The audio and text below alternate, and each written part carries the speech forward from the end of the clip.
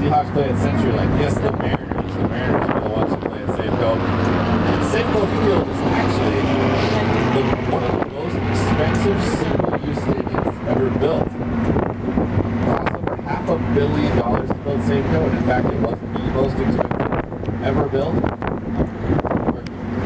So the New York Yankees built their stadium just a couple of years ago, topping this one out.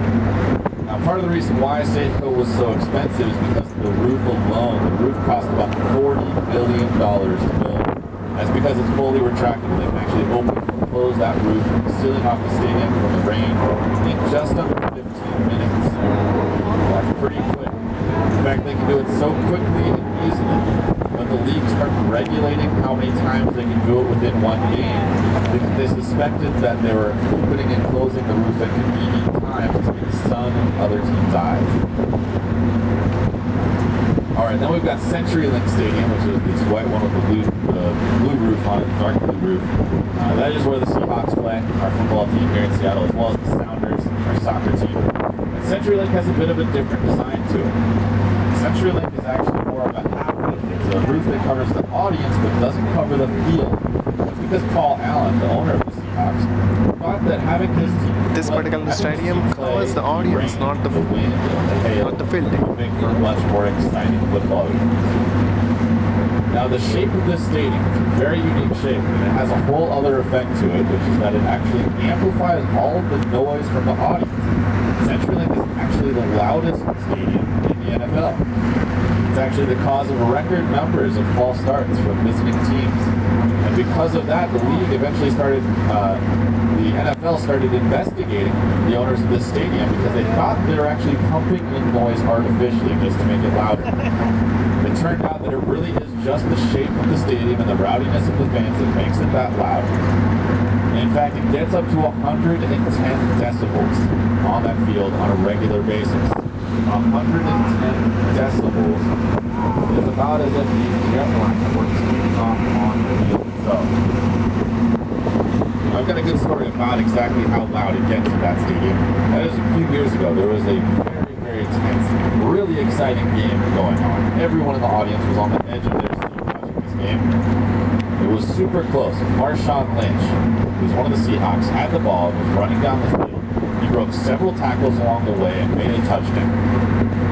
And every time he broke a tackle, the crowd would get louder and louder until he made it into the end zone. When the crowd got so loud that local seismographs actually picked up a 2.2 Richter scale earthquake centered at the base of the stadium. Literally a geological event caused simply by rowdy football fans.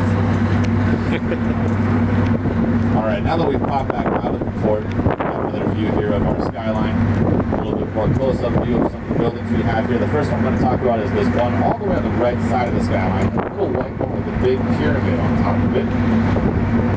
That is Smith Tower. And Smith Tower, it may not look into now, but actually when that building was first built in 1914, that was one of the tallest buildings in the world. It was actually the fourth tallest building outside of New York. And it remained the tallest building west of the Mississippi all the way until the Space Needle was built in 1962. So that tiny, adorable little building actually had a 50-year reign. Giant. It'd be interesting to know that the pyramid on top of that tower is actually one home, one single apartment home for one family. One very lucky family. You can actually go online and look at pictures of what the interior of that house looks like. Pretty cool. Another cool thing about that tower is the interior is kept exactly the same way it was when it was first built in 1914. So you can actually expect uniformed elevator operators for your elevator ride in that building. You can go check out the observation deck. I highly recommend going there to check out the China Room. It's very cool. It was actually decorated by the last Empress of China. There's a lot of cool stuff in there to check out. I'm not going to ruin all the surprises for you about it. The last thing I'm going to talk about is the Columbia Center, which is the tallest building in our skyline. Of course, it's that giant black one right there. The one that looks like Darth Vader probably lives there. This is the Columbia Don't worry, he Center. doesn't. That building is 76 stories tall, but it's just under 1,000 feet. It's the tallest building on the West Coast by floors. There's actually a building down in Los Angeles that's 74 stories tall, but is over 1,000 feet. Now, this building was actually intended to be over 1,000 feet, but we have a lot of air traffic in Seattle. There's SeaTac Airport as well as Boeing, which does a lot of aircraft design here. And so the Air Traffic Control Board told this designer when they found out he was planning on going over 1,000 feet,